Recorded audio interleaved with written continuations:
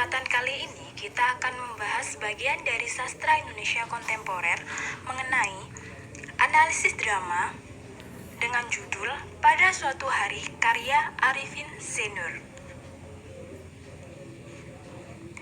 yang akan disampaikan oleh anggota kecil dari kelompok 4. Yang pertama, Rati Ayu Ruwandani, yang kedua, Nur Laila, yang ketiga, Rizkotus Sadia.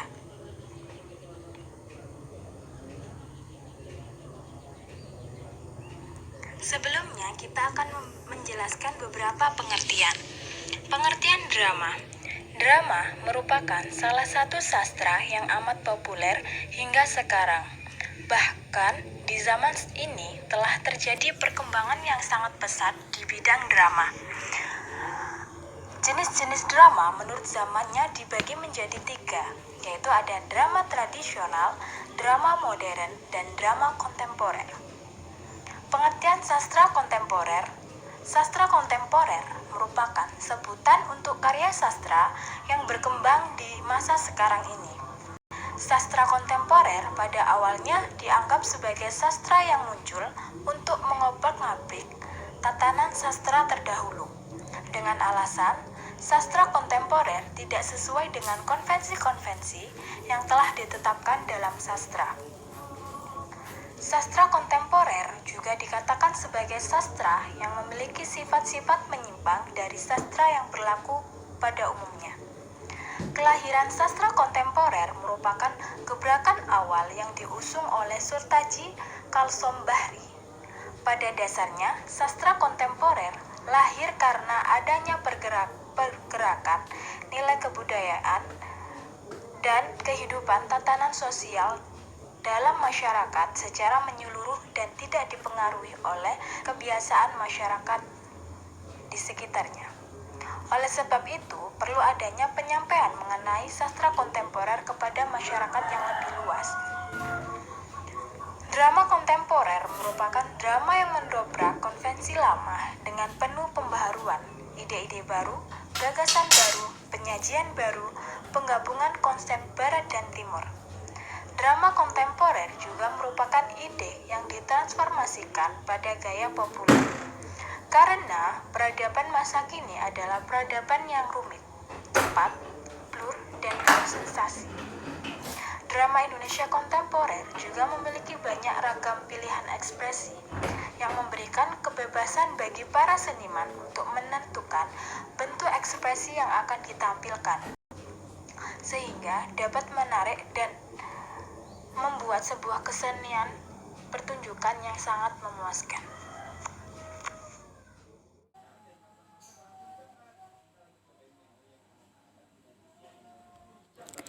Selanjutnya saya akan membacakan sinopsis dari drama yang berjudul Pada Suatu Hari karya Arifin C. Noor. Sinopsisnya yaitu sepasang suami istri yang sudah memasuki masa tua dan baru saja menggelar acara ulang tahun pernikahan mereka. Sejak muda, mereka selalu bahagia dan selalu menjadi pasangan yang romantis hingga pada masa tua. Sampai di suatu hari setelah tergelarnya acara ulang tahun mereka, si kakek ingin mendengarkan si nenek menyanyi. Karena dahulunya si nenek jago menyanyi. Kakek ingin mendengarkan suara si nenek. Tak lama kemudian datang seorang janda seksi atau Nyonya Wenas berkunjung ke kediaman pasangan tua itu. Nyonya Wenas datang berkunjung bermaksud untuk meminta maaf kepada kakek dan nenek karena tidak bisa hadir di acara yang mereka gelar itu. Nenek seketika marah dan merasa kesal karena yang nenek tahu Nyonya Wenas tidak diundang oleh nenek dan kakek untuk hadir ke acara ulang tahun pernikahan mereka. Nyonya Wenas yang ternyata adalah mantan kekasih kakek menjadi penyebab utama kemarahan nenek kepada kakek. Nenek yang saat itu sedang merasa kesal, bertambah kesal karena seketika Joni atau pembantu rumah tangga memberikan minuman susu dingin yang diketahui bahwa minuman itu adalah kesukaan Nyonya Wenas.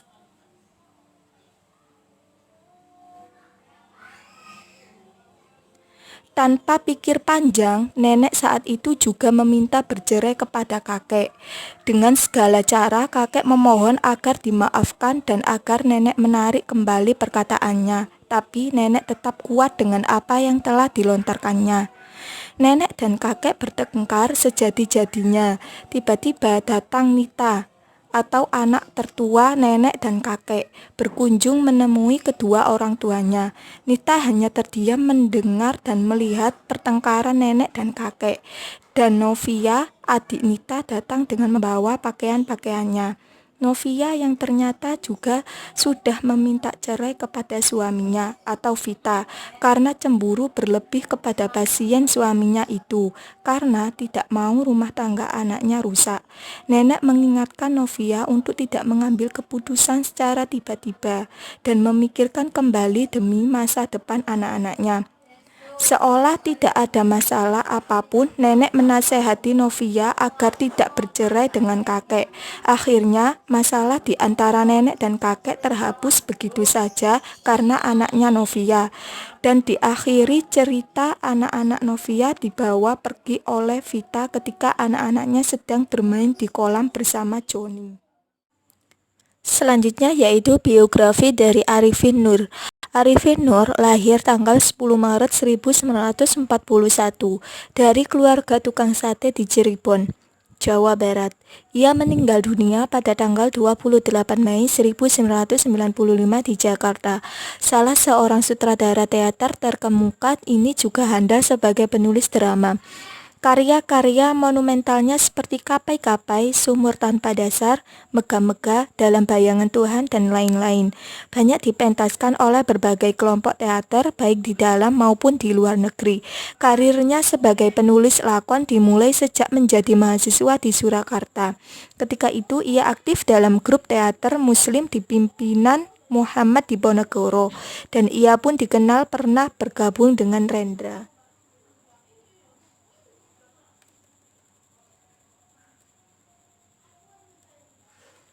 Sebagai penulis naskah dan sutradara teater, Arifin merupakan fenomena yang menarik dalam hasanah perkembangan teater modern Indonesia. Selain giat mengembangkan apa-apa yang disebutnya teater eksperimental, Arifin juga menjadikan kekayaan teater tradisi Indonesia sebagai sumber aktivitas.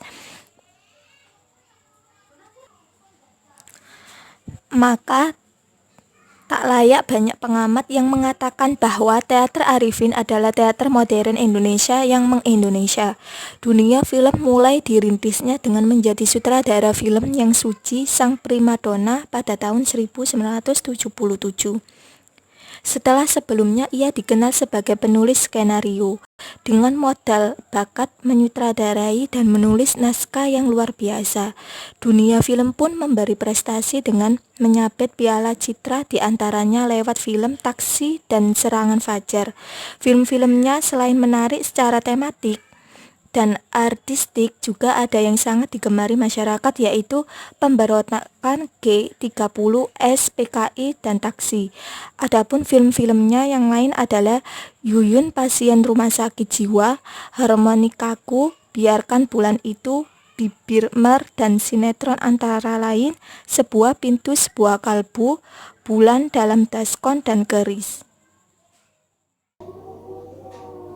Selanjutnya mengenai analisis drama kontemporer dengan judul Pada Suatu Hari, karya Arifin C. Nur. Di sini terdapat yang pertama struktur dramatik. Nah, di dalam struktur dramatik terdapat eksposisi, komplikasi, klimaks, resolusi, dan yang terakhir kesimpulan. Eksposisi. Cerita ini diawali dengan kisah nenek dan kakek yang sedang saling memandang, dimulai dari mereka seperti sepasang kekasih. Menjadi pengantin dengan berlatar di sofa ruang tamu rumahnya. Yang komplikasi. Awal permasalahan dimulai ketika Nyonya Wenas datang berkunjung ke rumah nenek dan kakek, yang membuat nenek merasa cemburu dan marah kepada kakek sampai nenek memutuskan untuk ingin bercerai dengan kakek. Klimaks.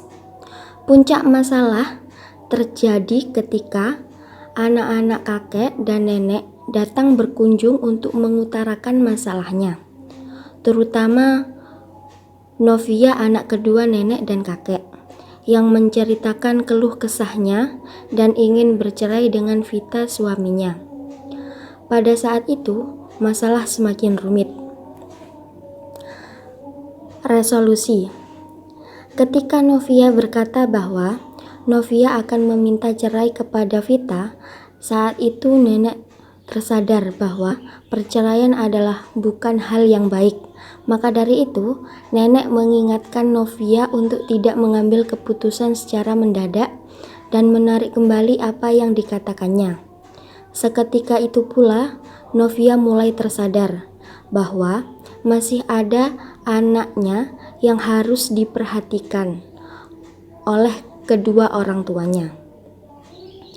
Yang terakhir, kesimpulan.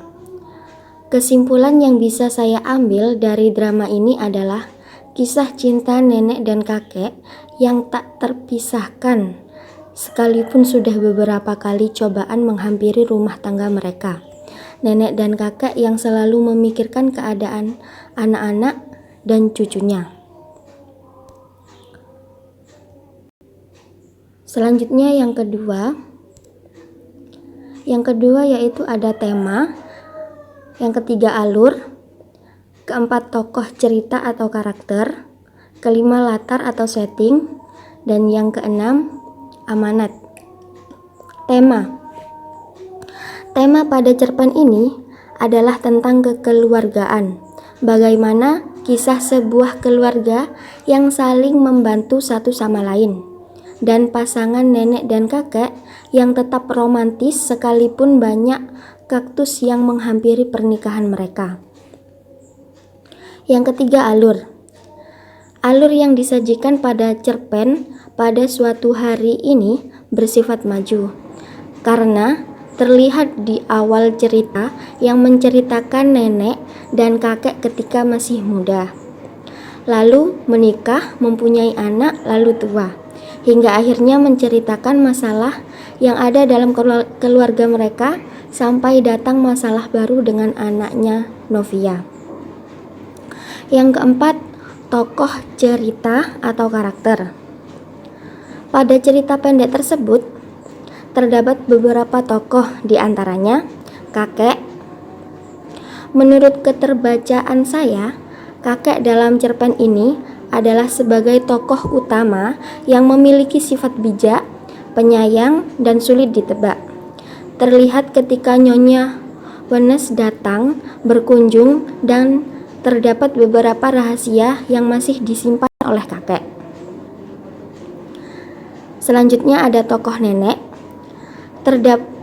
Terdapat dua tokoh utama yang saya dapati dalam cerpen ini.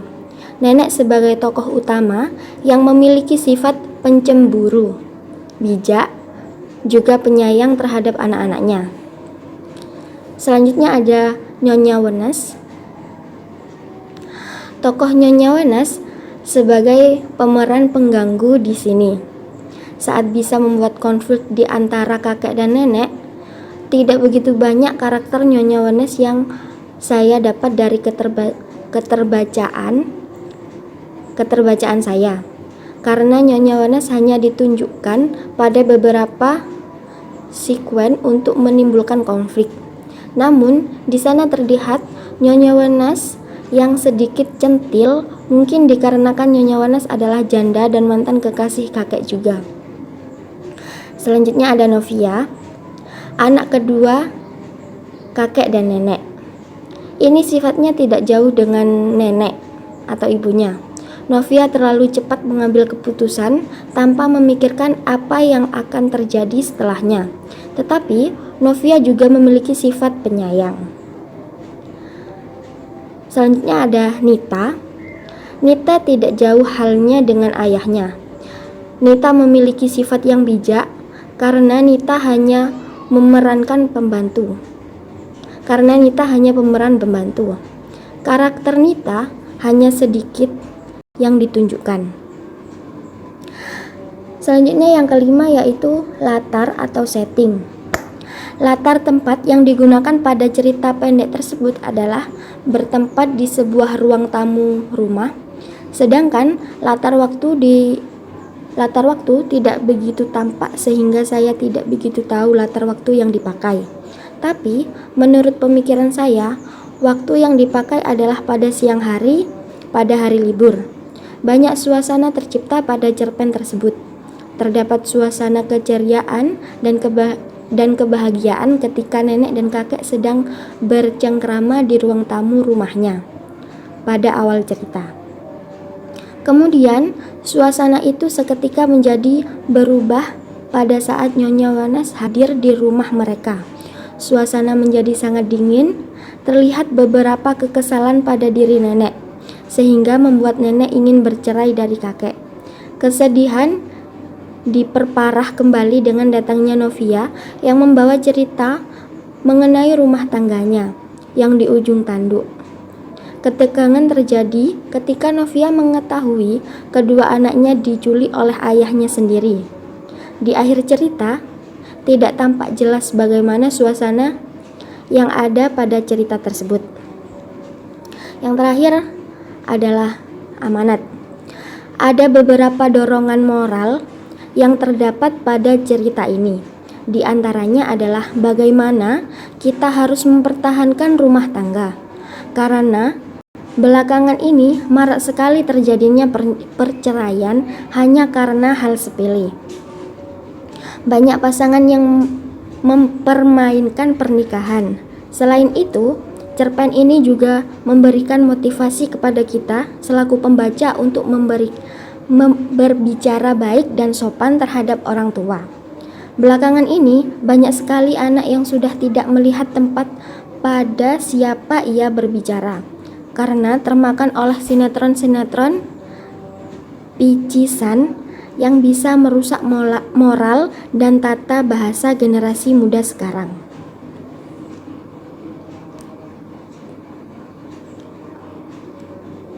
Selanjutnya yaitu mengenai fenomena sosial pada pengadegan dalam judul Pada Suatu Hari karya Arifin C. Nur.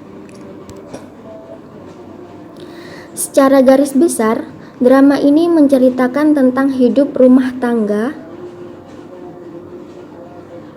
pada umumnya. Kehidupan rumah tangga selalu ada konflik-konflik atau kecemburuan-kecemburuan. Akan tetapi, dalam naskah drama ini, masalah tersebut bisa menjadi besar apabila tidak ditanggapi dengan baik.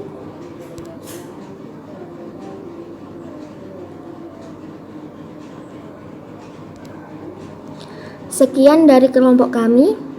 Mohon maaf apabila ada salah kata atau perbuatan. Sekian, terima kasih. Wassalamualaikum warahmatullahi wabarakatuh.